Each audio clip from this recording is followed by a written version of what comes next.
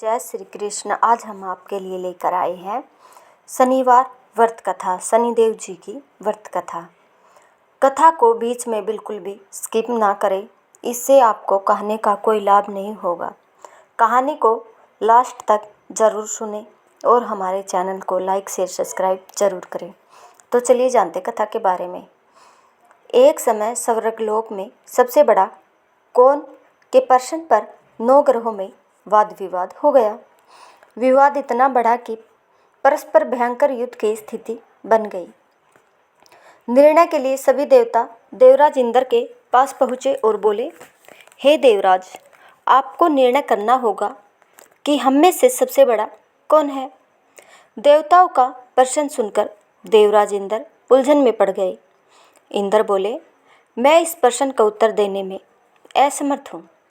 हम सभी पृथ्वीलोक में उज्जैनी नगरी में राजा विक्रमादित्य के पास चलते हैं। देवराज इंद्र सहित सभी ग्रह देवता उज्जैनी नगरी पहुँचे। महल में पहुंचकर सभी देवताओं ने उनसे अपना प्रश्न पूछा तो राजा विक्रमादित्य भी कुछ देर के लिए परेशान हो उठे, क्योंकि सभी देवता अपनी अपनी शक्तियों के कारण महान थे। किसी को भी छोटा या बड़ा कह देने से उनके क्रोध के प्रकोप से भयंकर हानि पहुंच सकती है। अचानक राजा विक्रमादित्य को एक समय सूझा और उन्होंने विभिन्न धातुओं स्वर्ण, रजत, चांदी, कांसा, ताम्र, तांबा, सीसा, रंगा, जस्ता, अभ्रक व लोहे के 9 आसन बनवाए। धातुओं के गुणों के अनुसार सभी आसनों को एक दूसरे के पीछे रखवाकर उन्होंने देवताओं को अपने अपने सिंहासन पर बैठने को कहा। देवताओं के बैठने के बाद राजा विक्रमादित्य ने कहा, आपका निर्णय तो स्वयं हो गया। जो सबसे पहले सिंहासन पर विराजमान है वही सबसे बड़ा है। राजा विक्रमादित्य के निर्णय को सुनकर शनि देवता ने सबसे पीछे आसन पर बैठने के कारण अपने को छोटा जानकर क्रोधित होकर कहा, राजा विक्रमादित्य, तुमने मुझे सबसे पीछे बैठाकर मेरा अपमान किया है। तुम मेरी शक्तियों से परिचित नहीं हो। मैं तुम्हारा सर्वनाश कर दूंगा। शनि ने कहा, सूर्य एक राशि पर 1 महीने, चंद्रमा 2.25 दिन, मंगल 1.5 महीने, बुध और शुक्र 1 महीने, बृहस्पति 13 महीने रहते हैं, लेकिन मैं किसी राशि पर 7.5 वर्ष 7.5 तक रहता हूँ। बड़े बड़े देवताओं को मैंने अपने प्रकोप से पीड़ित किया है। राम को 7.5 के कारण ही वन में जाकर रहना पड़ा और रावण को 7.5 के कारण ही युद्ध में मृत्यु का शिकार बनना पड़ा। राजा, अब तो भी मेरे प्रकोप से नहीं बच सकेगा।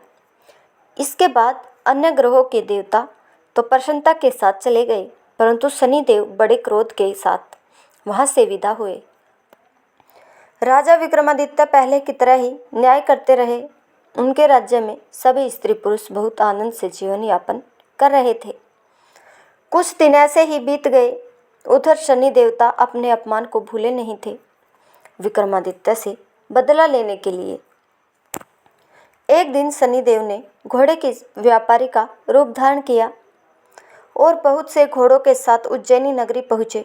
राजा विक्रमादित्य ने राज्य में किसी घोड़े के व्यापारी के आने का समाचार सुना तो अपने अश्वपाल को कुछ घोड़े खरीदने के लिए भेजा। घोड़े बहुत कीमती थे। अश्वपाल ने जब वापस लौटकर इस संबंध में बताया तो राजा विक्रमादित्य ने स्वयं आकर एक सुंदर व शक्तिशाली घोड़े को पसंद किया। घोड़े की चाल देखने के लिए राजा उस घोड़े पर सवार हुए तो वह घोड़ा बिजली की गति से दौड़ पड़ा। तेजी से दौड़ता घोड़ा राजा को दूर तक जंगल में ले गया और फिर राजा को वहां गिराकर जंगल में कहीं गायब हो गया।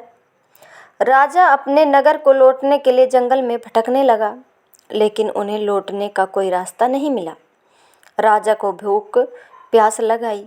बहुत घूमने पर उसे एक चरवाहा मिला। राजा ने उससे पानी मांगा। पानी पीकर राजा ने उस चरवाहे को अपनी अंगूठी दे दी।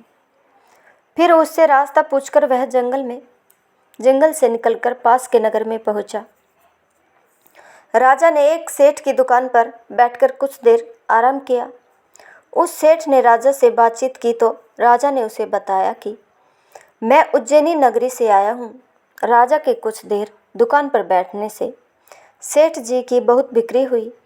सेठ ने राजा को बहुत भाग्यवान समझा और खुश होकर उसे अपने घर भोजन के लिए ले गया। सेठ के घर में सोने का एक हार खूंटी पर लटका हुआ था। राजा को उस कमरे में छोड़कर सेठ कुछ देर के लिए बाहर चला गया। तभी एक आश्चर्यजनक घटना घटी। राजा को देखते देखते सोने के उस हार को खूंटी निगल गई। सेठ ने कमरे में लौटकर हार को गायब देखा तो चोरी का संदेह राजा पर ही किया, क्योंकि उस कमरे में राजा ही अकेला बैठा था। सेठ ने अपने नौकरों से कहा कि इस परदेसी को रस्सियों से बांधकर नगर के राजा के पास ले चलो। राजा ने विक्रमादित्य से हार के बारे में पूछा तो उसने बताया कि उसके देखते ही देखते खूंटी ने हार को निगल लिया। इस पर राजा ने क्रोधित होकर चोरी करने के अपराध में विक्रमादित्य के हाथ पांव काटने का आदेश दे दिया। राजा विक्रमादित्य के हाथ पांव काटकर उसे नगर की सड़क पर छोड़ दिया गया। कुछ दिन बाद एक तेली उसे उठाकर अपने घर ले गया और उसे अपने कोल्हू पर बैठा दिया। राजा आवाज़ देकर बैलों को हाँकता रहा। इस तरह तेले का बैल चलता रहा और राजा को भोजन मिलता रहा। शनि के प्रकोप की 7.5 पूरी होने पर वर्षा ऋतु प्रारंभ हुई। राजा विक्रमादित्य एक रात मेघ मल्हार गा रहा था कि तभी नगर के राजा की लड़की राजकुमारी मोहिनी रथ पर सवार उस तेली के घर के पास से गुजरी। उसने मेघ मल्हार सुना तो उसे बहुत अच्छा लगा और दासी को भेजकर गाने वाले को बुला लाने को कहा। दासी ने लौटकर राजकुमारी को अपंग राजा के बारे में सब कुछ बता दिया। राजकुमारी उसके मेघ मल्हार से बहुत मोहित हुई, अतः उसने सब कुछ जानकर भी अपंग राजा से विवाह करने का निश्चय कर लिया। राजकुमारी ने अपने माता पिता से जब यह बात कही तो वे हैरान रह गए। रानी ने मोहिनी को समझाया, बेटी, तेरे भाग्य में तो किसी राजा की रानी होना लिखा है, फिर तू उस अपंग से विवाह करके अपने पाँव पर कुल्हाड़ी क्यों मार रही है। राजकुमारी ने अपनी जिद नहीं छोड़ी।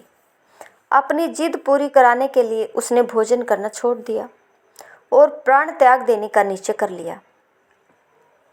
आखिर राजा रानी को विवश होकर अपंग विक्रमादित्य से राजकुमारी का विवाह करना पड़ा। विवाह के बाद राजा विक्रमादित्य और राजकुमारी तेली के घर में रहने लगे। उसी रात सोपन में शनिदेव ने राजा से कहा, राजा, तुमने मेरा प्रकोप देख लिया।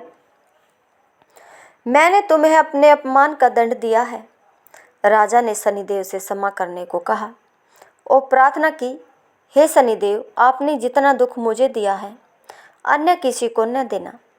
शनिदेव ने कुछ सोचकर कहा, राजा, मैं तुम्हारी प्रार्थना स्वीकार करता हूँ।